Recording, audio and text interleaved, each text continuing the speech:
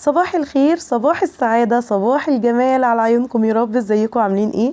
فيديو جديد، وفيديو النهاردة هيكون عن المرأة المغربية، المرأة الجميلة الشيكة الأنيقة صاحبة الذوق العالي. من جمال فيديوهاتها قالوا عليها كتير انها مرأة تركية، ولكن ما يعرفوش ان اصل الجمال هو من المغرب واهل المغرب. فتحية تقدير مننا لكل اهل المغرب، وبالذات المرأة المغربية. المهم هتبدأ دلوقتي تعمل تعديلات وتغييرات في ديكور المطبخ. فهتجيب ألواح بديلة الرخام، وهتبدأ تنظفها كويس وتنظف السيراميك بتاعها كويس من أي أتربة، وتوزع عليها المادة اللاصقة اللي هي سواء غيرة أو أي حاجة. وبعد كده هتبدأ توزعها بالتساوي في المكان اللي هي عايزة تحطه فيه، زي ما احنا شايفين بالمنظر الجميل قوي في الفيديو كده. بعد كده هتبدأ تحط اللزق البني ده على اساس ان هي لما توزع المادة اللي بتلزق بيها سواء غيرها او المادة اللي جاية مع الواح الرخام ما تطلعش بره وتخلي المنظر مش احسن حاجة. والكوباية اللي هي محطوطة جنبها دي تقريبا فيها مية او حاجة، هو بيبقى ليه تكنيك معين في الاستخدام ازاي ان هي تلزقه. الراجل اللي بيبيع بيقول عليه عادي بمنتهى السهولة. بعد كده هتبدأ توزعه بسهولة جدا، وهيطلع شكله قمة في الترتيب والرقي والجمال، مفيش حاجة طالعة بره، وشكله منظم وجميل. بعد كده هتشيل الشريط اللزق ده وتسيبه ينشف عادي جدا.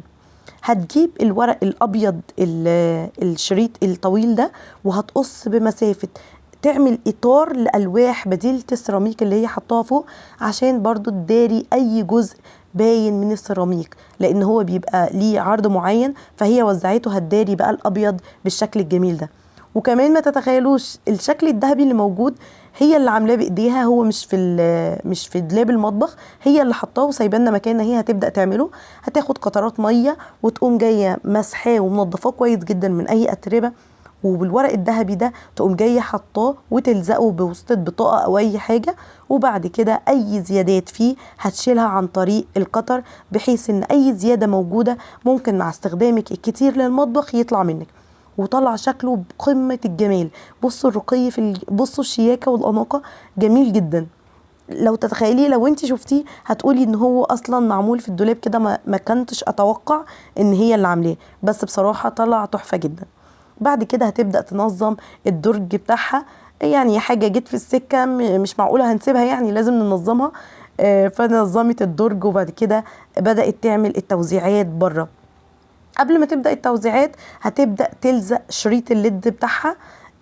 لزقته شكله جميل جدا، الإضاءة مع الشكل اللي هي عاملاه عطى شكل تحفة جدا. دلوقتي هنشوف هي هتبدأ تثبته وتداريه طبعا ورا الإزاز أو ورا الرخامة اللي محطوطة دي البوتاجاز، وهتبدأ تنوره. بجد المنظر تحفة جدا وقمة في الرقي. بعد كده بقى هتبدأ توزع الورد اللي هي جايباه ورد عادي طبيعي، حاطه ميه، وبعد كده بشريط اللزق اللي هي حطاه عملت مربعات، بحيث ان هي لما توزع الورد يتوزع بنفس التكنيك اللي هو ما يملش، فيبقى كل حاجه محطوطه في المكان اللي هي حطاه. والميه دي عشان تطول من عمر الورد اكتر. طبعا الورد الطبيعي بيختلف عن الصناعي، بتلاقي الريحه دايما موجوده عندك في المطبخ، بيبقى مش شكل بس، لا شكل وريحه. وده الطبيعي لأهل المغرب الجميلة. فعلا ما شاء الله هي نموذج للمرأة الجميلة الراقية صاحبة الذوق العالي قوي. والفيديو ده مش بس هنشوف فيه المرأة المغربية، لا كمان هناخد منهم أفكار ديكور وأفكار للتنظيم والترتيب، ونحاول نتعلم وناخد لو حاجة بسيطة من الفيديو. بس بعد كده بدأت توزع كل حاجة مكانها، القطاعة، المناديل اللي هي أدوات التقليب. الاسم ضاع من دماغي طبعا، ولكن بجد المطبخ طلع قمة في الشياكة والجمال. بعد كده بقى هنخش على المفاجأة. بجد أوضة النوم بتاعتها تحفة جدا. الأوضة لو تتخيلوا حتى السرير هي اللي مغيراه، يعني ليها فيديوهات كتير السرير نفسه هي اللي عاملاه، ما كانش لونه كده، هي اللي منجداه في البيت، وعادي جدا بمنتهى الأناقة بتاعتها والترتيب. ذوقها عالي جدا في تغيير الديكور، هتلاقوا أكتر من شكل لستايل السرير وتنظيمها ليه. دلوقتي هي حطت الأوفايت مع الذهبي، عطى الشكل الراقي الجميل ده، تحسي ان هو هادي وأنيق، ولا فنادق ال5 نجوم. هنشوف دلوقتي تصميم تاني لأوضة النوم بنفس التكنيك وكل حاجة، ولكن الفرش بيختلف. وده نتعلم منه ان انت مهما كان مساحة الأوضة عندك، يعني لو تلاحظوا ان المساحة مش كبيرة، ولكن ممكن تعملي من الأوضة بتاعتك تخليها غرفة ولا غرف الفنادق، وتغيري في الديكورات. تغيير الديكور هيفرق ويديكي لمسة ورقي في البيت مش طبيعي بجد. ست منتهى يعني منتهى الذوق، انا عاجزه ان انا اوصف جمالها، ما شاء الله، يعني راقيه جدا، ذوقها جميل، الوانها اللي مختاراها في البيت هاديه جدا، وبالاضافه لكده هي عندها اولاد ربنا يبارك لها فيهم. فبجد تحيه تقدير مننا لكل مرأة مغربيه.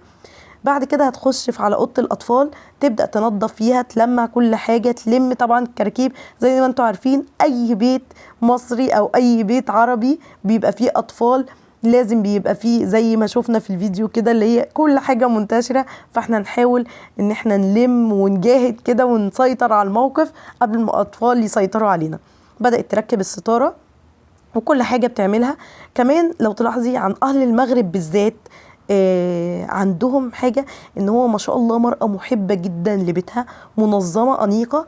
ابحثوا كده في اي حاجة، ابحثي عن ميزات المرأة المغربية، هتلاقي أناقتها وترتيبها ونظامها. بتحب جدا بيتها، تحب تعمل ديكورات، حتى لو كان في رفاهية فما تحبش ان هي تجيب حد يخدمها في البيت، مع ان بيبقى في رفاهية متوفر ان هي تجيب، ولكن تحب ان هي تخدم بيتها بايديها، تعمل الجديد. بعد كده هتخش على اوضه البيبي. جميل، سرير البيبي حاطه الكعبه، بجد الستايل عجبني جدا، مع البرواز جاي شيك، واختيار الالوان والتنسيق، حتى الستاره ما شاء الله ربنا يبارك لها في بيتها يا رب وفي اولادها. بعد كده السرير او المكان بتاع الغيار حط عليه طبعا هدوم البيبي، وبدات تورينا كل حاجه هي حطاها ومرتباها ازاي. بلمسات بسيطة غيرت فعلا من ديكور الأوضة وخلتها جميلة جدا، تخشي كده ترتاحي ما شاء الله عليها. بعد كده هتنتقل للي بعديها اللي هي طاولة الطعام أو الترابيزة اللي هتحط عليها الأكل. هتبدأ توزع الأطباق والمعالق بأشكال مختلفة، ب3 أشكال، خدي منهم الفكرة اللي تعجبك وطبقيها. بجد تحية لكل مرأة مغربية المرة التانية أو التالتة، قمة في الرقي. ربنا يبارك فيكم يا رب ويجعلكم دايما فخر وقدوة لكل النساء، النساء العرب والنساء الأجانب، ودايما تكونوا رافعين راسنا.